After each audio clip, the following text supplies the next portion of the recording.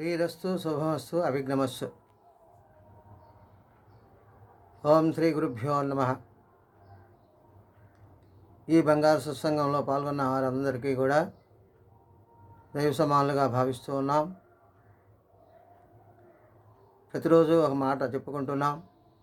ఆ మాట చెప్పుకునే ముందుగా మా తల్లిదండ్రులకు నమస్కరిస్తూ, గురువులకు నమస్కరిస్తూ, ఈ సత్సంగంలో పాల్గొన్న వారందరినీ కూడా ఆ పార్వతీ పరమేశ్వరులు సర్వదా కాపాడాలని కోరుతూ మనము ఒక మంచి మాట చెప్పుకుందాం.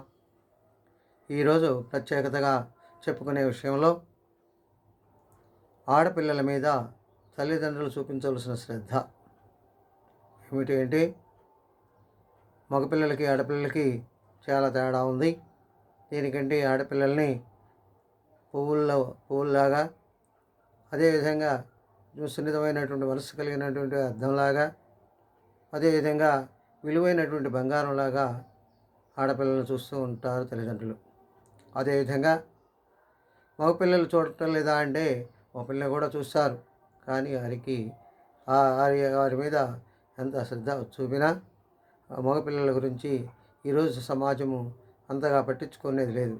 దీనికంటే ఆడపిల్లలు పుట్టింటి వారి యొక్క గౌరవ మర్యాదలు, అత్తింటి వారి యొక్క గౌరవ మర్యాదలు కాపాడాల్సిన బాధ్యత ఆడపిల్లలకు ఉంటుంది. కాబట్టి అలాంటి ఆడపిల్లలను తల్లిదండ్రులు చాలా జాగ్రత్త వహించి చూస్తూ ఉండాల్సిన పరిస్థితి ఉంటుంది. ఎందుకంటే మనము చదివించడానికి మొదలుపెట్టినప్పుడు కాన్వెంట్ చదువులు, హై స్కూల్ చదువులు, కాలేజీ చదువులు, అదేవిధంగా తను టౌన్లోకి వెళ్ళినప్పుడు అక్కడ ఉండేటటువంటి హాస్టల్ చదువులు కూడా ఉండవలసిన పరిస్థితి వస్తుంది. అంటే తల్లిదండ్రులకు దూరంగా ఉండవలసిన పరిస్థితి వస్తుంది. తల్లిదండ్రులకు ఎప్పుడైతే దూరం అయ్యారో అక్కడ స్నేహితులు ఎక్కువగా పరిచయం అవుతుంటారు. స్నేహితులు ఒకే రకంగా అందరూ మంచిగానే ఉంటారని చెప్పడానికి వీల్లేదు. దేనికంటే స్నేహభావంలో మొదట్లో అందరూ బాగున్నా కొంతకాలం జరిగేసరికి వారు ఏ పద్ధతిలో ఎలా మారిపోతారో ఈరోజు పరిస్థితులు చెప్పనరివి కాని పరిస్థితులు. అని మనం అనేక రకాలుగా పేపర్లలో కానీ, తర్వాత కుటుంబ చరిత్రలలో కానీ, వారి యొక్క నడవడికలో కానీ మనం ఈరోజు ప్రతి కుటుంబంలో ఎక్కడో ఒక చోట చూస్తూ ఉన్నాం. అలా ఇబ్బందులు పడే కుటుంబాలు చాలా ఉన్నాయని మనం తెలుసుకుంటూ ఉన్నాం. అలా కాకుండా మన యొక్క ఆడపిల్లల్ని ఎవరికి వారు తల్లిదండ్రులు చక్కగా పోషిస్తూ ఉండాలి, చూస్తూ ఉండాలి, విద్య నేర్పుతూ ఉండాలి. వారు చేసే అలవాట్లు, నడక, పరిస్థితి అన్నీ కూడా ఎప్పుడూ పర్యవేక్షణలోనే ఉండాలి. తల్లిదండ్రులు ఏమాత్రం వారి మీద శ్రద్ధ తక్కువ చూపించినా వారు ఒకవేళ మంచి మార్గంలో ఉన్నప్పుడు ఇబ్బంది లేదు. కానీ వాళ్ళు చెడు మార్గంలో గనక స్నేహితుల వల్ల గనక బయట అలవాట్లు ఏమైనా గనక నేర్చుకున్నట్లయితే వాటి వల్ల చాలా ఇబ్బందులు కలుగుతాయి. పుట్టింటి వారికి, అటు అత్తింటి వారికి కూడా అలాంటి చాలా అపవాదుల పరిస్థితులు వచ్చేటటువంటి విషయాలు ఉంటాయి. ఎందుకంటే అలవాట్లు ఈ రోజున కాలేజీ చదువుల్లో ఎలాంటి అలవాట్లు ఉన్నాయంటే అనేక మత్తు పదార్థాలు, అదే కాకుండా స్నేహితుల యొక్క పరిచయాలు, అలా ఎన్నెన్నో ఉదాహరణలు మనము వింటూ ఉన్నాం. అయితే అందరి పిల్లలు కూడా అలాగే చేస్తారా అంటే చెయ్యరు. ఆ విషయం తెలిసిందే. కానీ స్నేహభావం వల్ల ఒక్కోసారి తప్పటడుగు వేసే పరిస్థితి వస్తుంది. అది ఆ పిల్లలకి తెలియదు. ఎప్పుడు తెలుస్తుంది అంటే శాంతం పూర్తిగా ఇదైపోయినాక, అంటే ఆ పిల్లలు దారి తప్పినప్పుడు వాళ్ళకి తెలియకుండానే దారి తప్పే పరిస్థితి వస్తుంది. అది పెద్దవాళ్ళు ఎప్పుడూ కూడా ఒక కంట కనిపెడుతూ గ్రహిస్తూ ఉంటేనే ఆ పుట్టింటి వారి యొక్క గౌరవం నిలబడుతూ ఉంది. కనుక పిల్లలకి ఎప్పుడూ కూడా మంచి పాత్రలో ఉండాలని కోరుతూ ఉన్నాం. అదేవిధంగా ఎప్పుడూ కూడా పిల్లలు